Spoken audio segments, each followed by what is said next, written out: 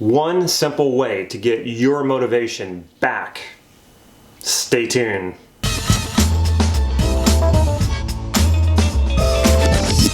Hey, this is Damon Cart from NLP Gym, bringing you cutting-edge NLP tools and techniques to help you create the life that you desire. So if that sounds good, please click subscribe to this YouTube channel so you can get these videos on a regular basis.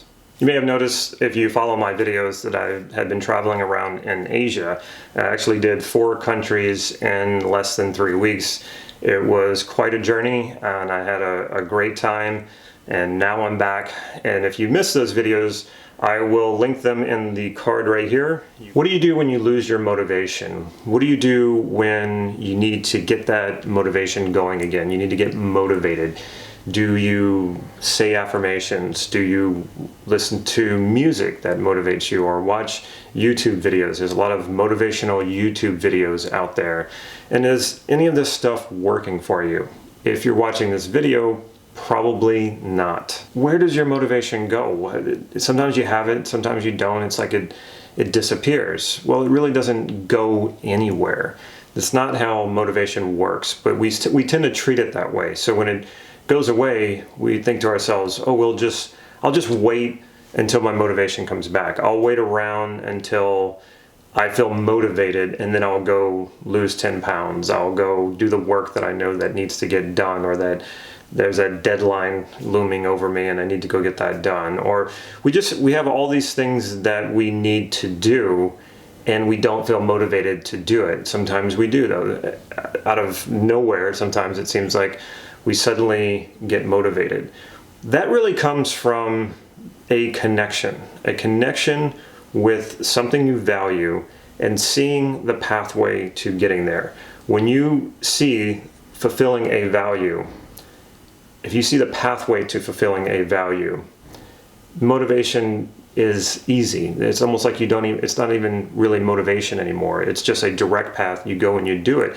If there's something in front of you that you want, you will just go and get it. But what happens when you're disconnected? If you're disconnected from the value, or you know what the value is, but you don't have a good strategy for getting it, especially if you've attempted it several times and have failed. Quitting smoking, losing weight, or getting healthy. A lot of times these are things that people try over and over and they fail at because they don't have a very good strategy. They know the value of being healthy, but they don't see a clear pathway to getting there. So when you're stuck like that, we're left to use sheer willpower, which can work to get you out of the rut, to get you going again. But even still, where does the willpower come from? Again, it goes back to this thing about motivation. You have to believe that you're going to get what you want, which will then motivate you to go and get it. But if you don't believe it, if you failed at it several times, you might be having trouble believing in it. So instead of falling on this idea of willpower, instead of going to this idea of discipline, what's something different that you can do to get that motivation back? And it's going to sound a little too simple, but bear with me here. It's simple, not always easy, but yes, it is definitely simple. It is simply take some action. Take some action toward getting what you want. It can be a small action, it can be a big action, but there is something to mobilization, something to getting up and doing something that will often trigger the motivation. If you're sitting down or sitting around and you're just mulling this over in your head, chances are you're just wearing yourself out. You're wearing down your energy. Or even worse, if you're telling people, oh, I need to go do this, or oh, I need to go do that, as if by saying it out loud or saying it to someone, it's suddenly going to bring the motivation to you. Actually, usually the opposite is true. When you're using energy to do everything but what it is that you need to do, it just drains you from doing what it is you know you need to do. So take something that you feel like you're lacking motivation in, something that you want to accomplish, you want to complete, a task that you want to do, and think, what's one action right now that you can take that would bring you that much closer? If you're into this thing, this motivational videos and that sort of thing, you have probably heard these military people say making your bed in the morning is the first thing you should do, and when you do that you'll have a successful day. And they make this sound to me a little bit bigger and better than what it actually is, but there is something to it. If you think about it, what is making your bed? It's an action, it's an activity. You're not just sitting and mulling this over. You're not just sitting there in your mind thinking, oh, what should I do? What should I not do? Should I do it now? Should I do it later? No, you're just doing it. You're taking action. And when you take that action, when you just do something simple like making your bed, the tendency is that you take more and more action. That's usually how it works. Action sort of leads to more action. So I'm not knocking the making your bed thing. I'm actually saying I understand how it works. It's not actually something that I do, and I don't think it's something you necessarily need to do. But what works about it is something that will get you motivated. Again, the thing that works about it is it's an action, it's an activity. It's not just conceptual. It's not just something that you're doing over and over in your head. So thinking will actually drain you. Action will motivate you. Because after one action, it becomes easier to take the next action, and then the next action, and then the next action. And then when you're taking action, you're typically involving all three of the major modalities: visual, auditory, and kinesthetic. When you're just in your head, you're usually only using one, maybe two. One primary and one secondary. So you might be seeing an image in your mind, and you might be talking to yourself saying, I should do that, but I'm not doing that. I'll do it later, or should I do it now? So that would be an example of using two modalities internally. But when you take action, it takes motion, so you're using the kinesthetic. You have to see what you're doing, so it takes visual. And typically, you're talking to yourself as you do it. You're saying to yourself, okay, is this what I want to do, or is this the right way to do it, or I should do this next or that next, or the activity itself might involve some sort of auditory component to it. So you're taking three senses, three modalities, auditory, visual, and kinesthetic, and combining them all at the same time. And this makes experience, this is what creates experience, and this is what makes it motivating. This is what makes it real. So action makes things real rather than just thoughts floating in your head. So action creates motivation. So think about what it is that you want to do and take an action towards it. In fact, it might even be better for you to take a small action. If you try to take too big of an action and you can't complete the task, that might actually work against your motivation.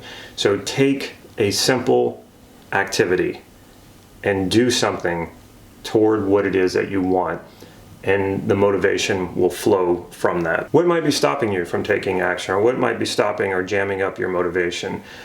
That usually has to do with fear, and that has to do with being comfortable and not wanting to get uncomfortable. If you haven't realized by now, fear and resistance, which is not wanting to step out of your comfort zone into a uncomfortable situation, even though it might bring you toward what it is that you want, I'll call that resistance.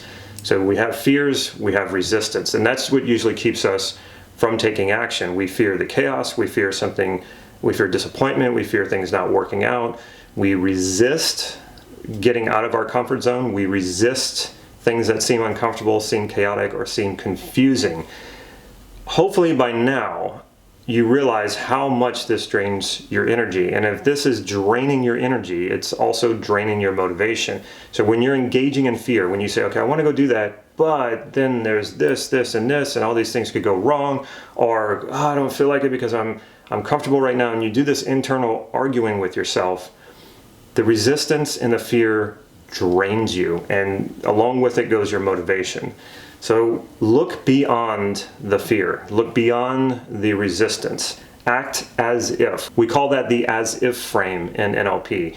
Act as if, what would it be like? So imagining what it would be like if you were to move beyond the fear, beyond the resistance, and taking action toward getting what it is that you want. That becomes more motivating than engaging the fear or engaging the resistance and going back and forth with yourself. So if when you think about the things that you want to do, the things that you want to take action on and that you want to complete, accomplish, or whatever it is that you want to do, and you're engaging that fear by thinking about all the things that could go wrong or all the reasons why you shouldn't, or you're engaging that resistance and thinking about, oh, it's going to be uncomfortable, it's not going to feel good. stop all that, just bring it to a stop, and then imagine what it will be like once the activity is done. What will it be like once you've completed what it is that you want? So instead of working from the away from, and in NLP we call that a meta program, the away from, you instead of thinking about all the things that you don't want, you're focusing on what it is that you do want.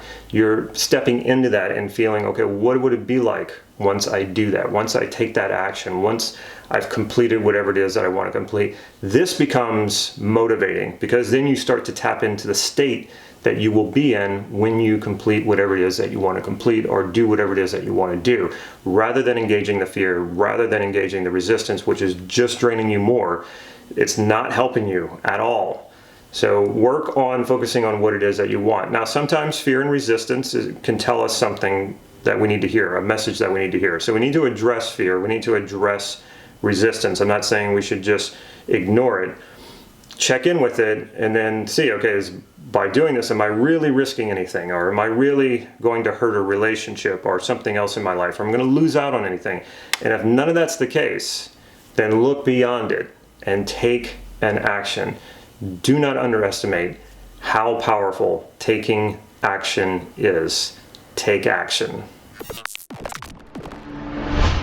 Check out my website, nlp-gym.com. There you will find some free NLP training and some free hypnotic inductions that you can just download directly to your tablet, to your iPhone, to your computer, or whatever it is that you use, and have immediate access to it. Also, check out NLP Gym on Facebook if you want to know whatever it is that I'm up to in real time. If I have any new trainings coming up, any online trainings that I'm releasing, or even if I'm just giving a talk in your area, I post it on the NLP Gym page on Facebook. Last but not least, if you like this video, please click like right down here. And of course, if you haven't yet, please subscribe to this channel. Take care.